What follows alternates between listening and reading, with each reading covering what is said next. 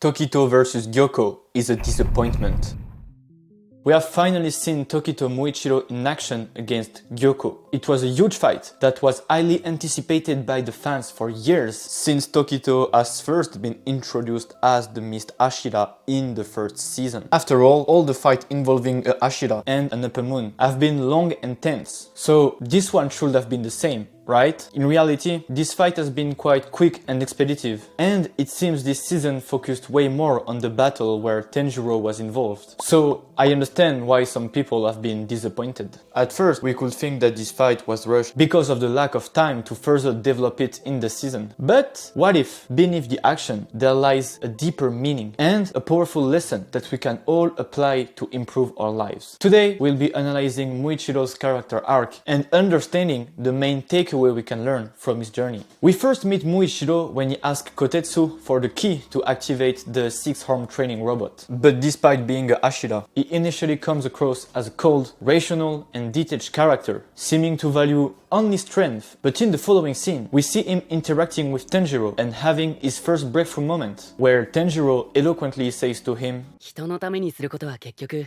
巡り巡って自分のためにもなっているものだし。Anyway, he doesn't really have time to ponder about it, because soon enough an upper moon appears and the fight begins. He is quickly dismissed by the power of the wind guy, and we next see him as he tries to rejoin the fight. But it is at this moment that we witness the first major change in Tokito's behavior, where he saves Kotetsu instead of letting him die. He then quickly encounters Gyoko, the other upper moon attacking the village, and gets poisoned while trying to save his life again. Few times later, he's trapped in a water prison and he is on the brink of death. Hopefully, Kotetsu comes in clutch and saves him from drowning. At the same time, while he's losing consciousness, Tokito records his past and his lost memories, which were erased due to the trauma of a demon killing his brother during his childhood. During this flashback scene, we learn about his twin and about who Muichiro was before losing his memories. And this depiction is vastly different from the way he is initially portrayed. He shows a more innocent and kind side of his personality, a side that seemed to have been forgotten as he grew up. But after recalling his past, he awakens his mark and gets significantly stronger. You know how it ends. He quickly defeats Gyoko in what seems to be the easiest fight of the entire series. At first, we might think that Muichiro's character arc is about not being selfish and helping others, but in reality, it is deeper than that. Because the true turning point in Muichiro's character arc is not when Tanjiro delivers him his Naruto-inspired speech about helping others, but the moment when he remembers his name. Because at that moment, he remembers. He recalls who he truly was, what his values were, and most importantly, the true meaning of his name. The Mu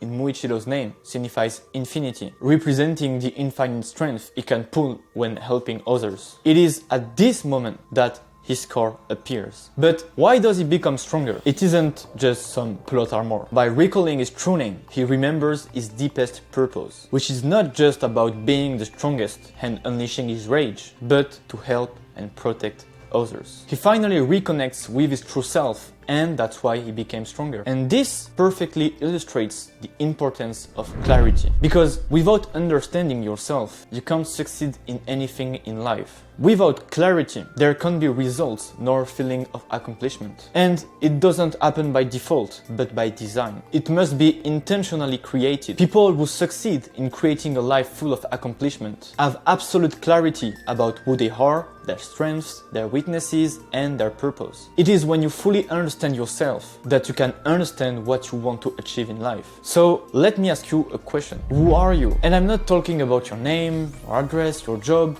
or anything like that. I'm asking about who are you really? Imagine dying without these answers. We spend 100% of our lives with ourselves, but how many people die before knowing who they really are? The importance of clarity has been underlined many times in history by numerous artists and philosophers, especially by Aristotle, who said, knowing yourself is the beginning of all wisdom. So, many have stated the importance of knowing yourself. But why are we so lost in today's modern society? Why has this wisdom been forgotten? Well, there are three major reasons why people no longer undertake this work. First, we have blur comfort, like the mist that lured Gyoko during the fight. The blur gives you the illusion that the future you desire exists, while simultaneously making it impossible for you to actually achieve it. Most people prefer dreaming about their idealized view of the future, because if they were to dissipate the blur in front of them, they will be forced to face the obstacles and the hard work necessary behind it. They are passive dreamers. They hope that their lives will improve, while they forget that improvement only comes with planning. And planning is impossible without a map. But you can't have a map if you don't truly understand yourself first. The second reason is intangibility. We perceive self-knowledge and introspection as something intangible, mystical, spiritual. We prefer to focus on the material, things that we can touch, see, hear, and smell, because no effort is needed to experience them. That's also why gurus use them to attract them to their philosophies. Many people would have never listened to Andrew Tate's ideas if it weren't first for the money, the woman, and the cars. But the things we can't see, or thoughts, or ideas, or identity, or vision, all of these elements we can't directly interact with our senses, demand more mental resources to process. The paradox is that without first working on the intangible, we can't create a tangible reality truly aligned with ourselves. The last reason is laziness. The process of introspection is hard. It's hard to face yourself, to face your fears, and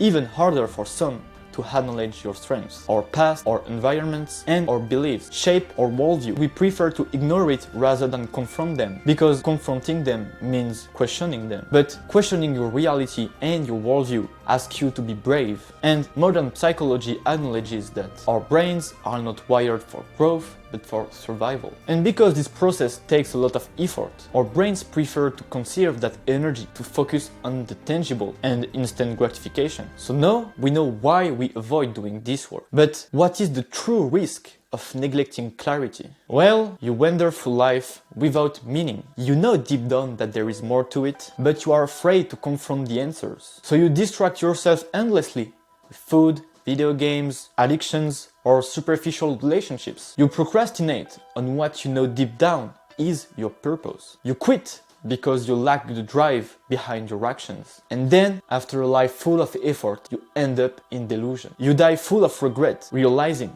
that you didn't live the life you truly wanted. You become an NPC. This is my deepest nightmare. But what is beyond the veil of the mist? What happens when you do this work, connect with your true essence, and work toward your purpose? Well, the blur dissipates, the mark awakens, and you start slaying through your demons. You wake up every morning, smashing that alarm clock, filled with excitement and joy for the rest of the day. You go to the gym because you love the feeling of accomplishment that comes with effort and pain. You learn new stuff every day, driven by the joy and curiosity of working on your own unique path. You get to your work desk.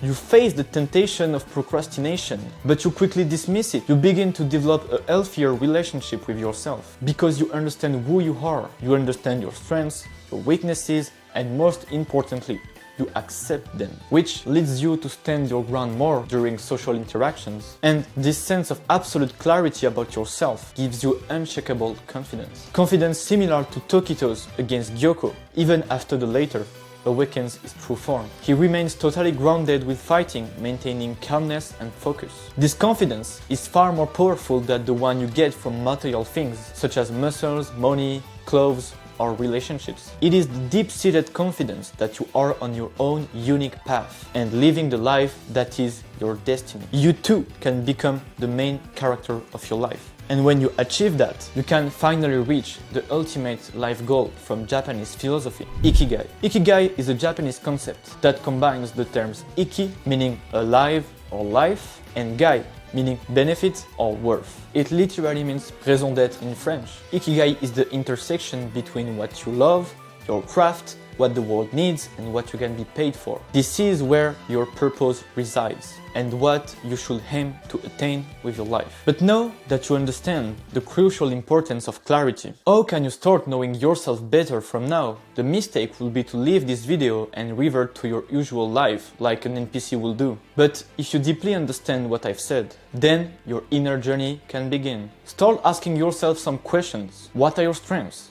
What do you like? What do you dislike? What are your notable personality traits? For what do people seek your advice? Ask your closest friends to name 3 qualities they can think of for you. Start analyzing your life with these questions, and the answer should emerge. But remember, this is a lifelong journey, so don't be discouraged if you don't have all the answers yet. For example, for me to create this video is the fruit of 6 years on my own self-improvement and entrepreneurship journey. After doing a Facebook ad agency and coaching for the past years, and discovering myself in the process, I realized that doing this kind of video analysis will perfectly align with my strength and who I am. And when I told other people about it, they all said that it will suit me perfectly, but I went through countless cycles of trial and error to arrive at that conclusion. And even today, of course, I am only 22, I am still refining my path to my deepest purpose. You should be doing the same. Stop surviving and start living.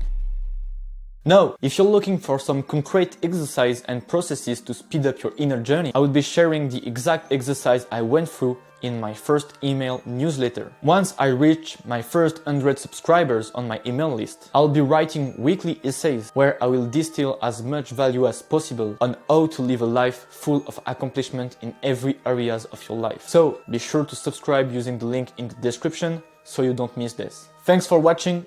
Peace.